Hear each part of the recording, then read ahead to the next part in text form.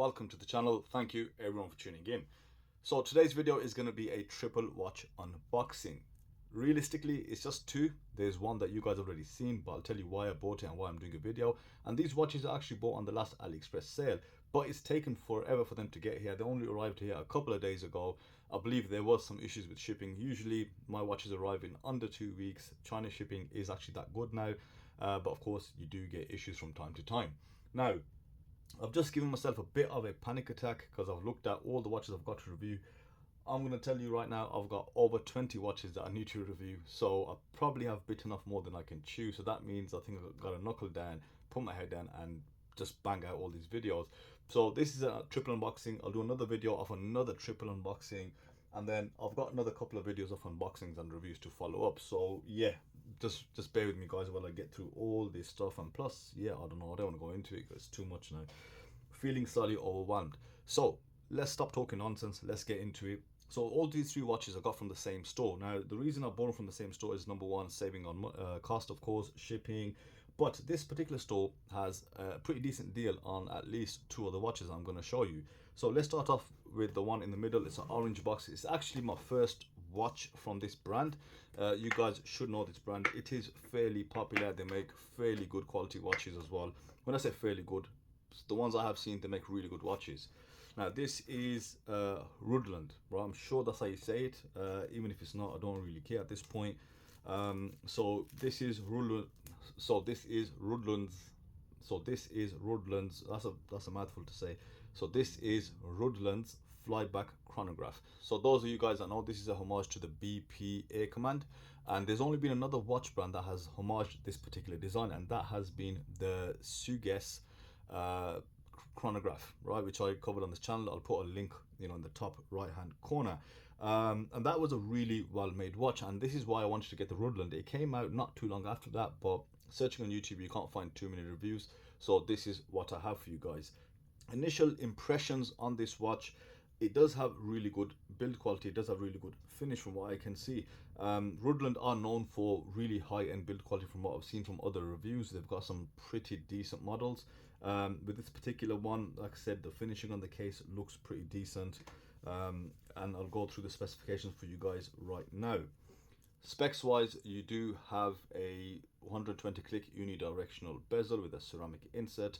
This watch uses the Seiko VK64 Mecha Quartz movement, which is a chronograph movement. And what that means is it brings the cost down quite a bit. Rhuldland normally are quite expensive. They're sitting at the £180 to plus £200 category. But with this particular one from this particular store, when I purchased it, it was £130. I did have a look today, it's at £140. So in the next sale, of course, the price will fluctuate. It should come back down. Now, further specifications include what I'd say is a very questionable sapphire crystal.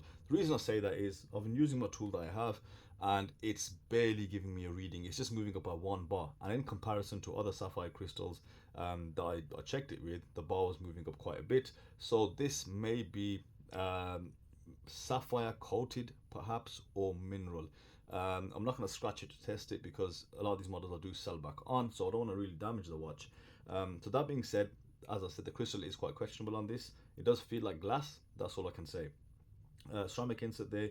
You do have 100 meters of water resistance with a screwed down case back, and you also have a screwed down crown, but the pushers are not screwed down, so you get very limited water resistance on these. And as you guys know from AliExpress, I always rate the water resistance as alleged, right? Until proven, we can't really go by that. Now in terms of dimensions, this is a 40mm case with a 12.7mm thickness and a 48mm lug to lug with a 20mm lug width, and overall weight of around 70 grams on this leather brand strap. Let's have a quick look at, I think, some functionality just to gauge initial build quality. So here's the bezel.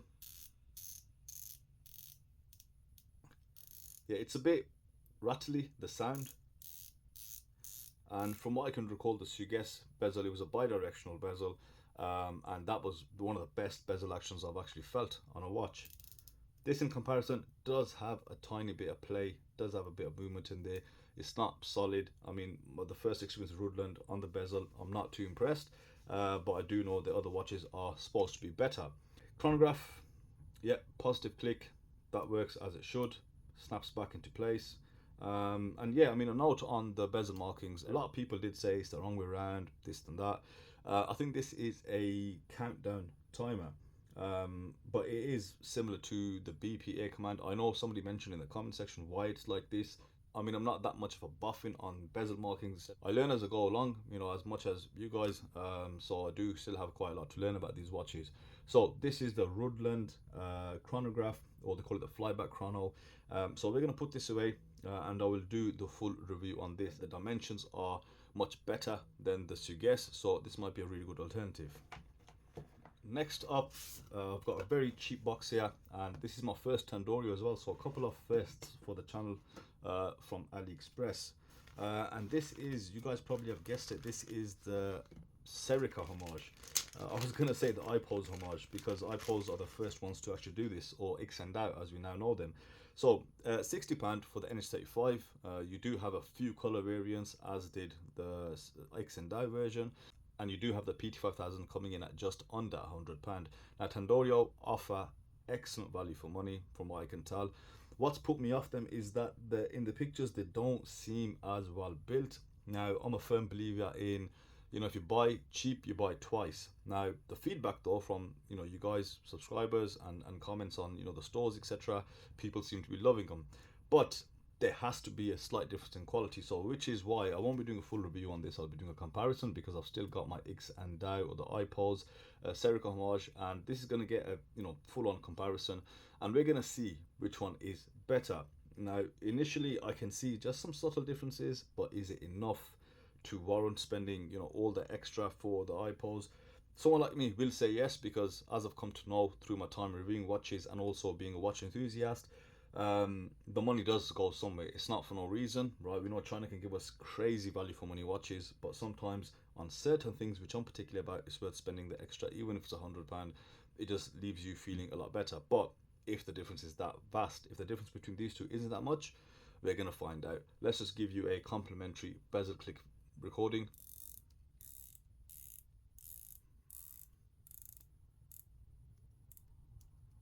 Tiny bit of movement, but the clicks are very precise, they're very nice. It's the type of bezel action that I like. It's quite smooth. So you know what, I'm not disheartened. I'm quite impressed by this. So we're going to do the rest of the comparison, compare all the, you know, the particulars as I usually do. So yeah, specs wise, sapphire crystal confirmed. It has that split ceramic / steel insert bezel. You've got 120 clicks, as you guys saw. This is the NH35 movement in here. 200 meters of water resistance allegedly. Please bear that in mind, guys. Don't say, oh, the watch failed, this, that, because at £60 it's not going to be tested. And in terms of dimensions, this is 40 millimeters in diameter, 13.5 mil thick, 48 millimeter lug to lug with a 20 millimeter lug width, weighing in at around 130 125 grams with this supplied waffle strap. So we're going to put this away now, and let's go to the third and final one for this video. This is the Rdunae. Guess which one it is. I bet you won't guess it. So this is the 6105 Captain Willard homage. Now this, the reason I bought it is because it's an incredible watch. No, the reason I bought it is because it was crazy cheap on this particular store that I got it from. I think it's called the Time Clock Factory Watch Store, whatever. But this, they've got this on sale for £114. I bought it in the sales, and I looked today, it's around 120, which is still cheaper than actually buying from Rdunae. They did bring the prices down, so it's around £140–150 on their site, but you can get it much cheaper here. And you can use a different store, because we know the quality of this watch is tried and tested. I've bought so many models of these. 3 colors you have available. You've got this black, you've also got a matte grey, which does look quite cool, quite different for a 6105, and then also got a black and gilt combination, which again looks awesome. Now my plans for this were to flip it. However, looking at it now and taking my time to just really think about what I want to do, I will be modifying this with an aftermarket dial and keeping it in my collection, because of just how accurate it is to the original. And now this is not just me, there's bigger enthusiasts out there than me, particularly for the 6105. And in the video that I did where I compared the Rdunae against the Steel Dive, a lot of people in the comment section, true enthusiasts, spoke out and they said this is the closest thing to the 6105. A couple of things to look for if you haven't seen this watch before: you've got the locking symbol on the crown, aluminium bezel insert. You've also got, you know, the annoying 19mm lug width. However, Rdunae provides you with this chocolate bar strap, which I think on Uncle Seiko it is ridiculously priced. It is a bit expensive. And yeah, everything else about it is quite close to the original. One of the main things and the main points which a lot of people mention is the crystal. This is a domed sapphire crystal but with a large chamfer, although on the original I believe the chamfer is a bit deeper, or it's a bit more angled.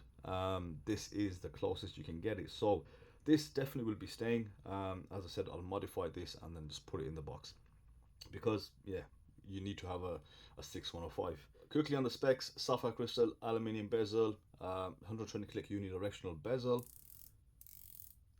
perfect clicks, perfect sound, perfect rotation, which is what I love about Rdunae. Yeah, yeah, NH35 in this particular watch. 44mm case diameter with a 13mm thickness, and a 47mm lug to lug with a 19mm lug width as mentioned. So we're going to put these away, and I'm going to start working on my next video, next unboxing. There's a lot going on, I'm telling you guys. You guys will be loving it because that means a lot of content.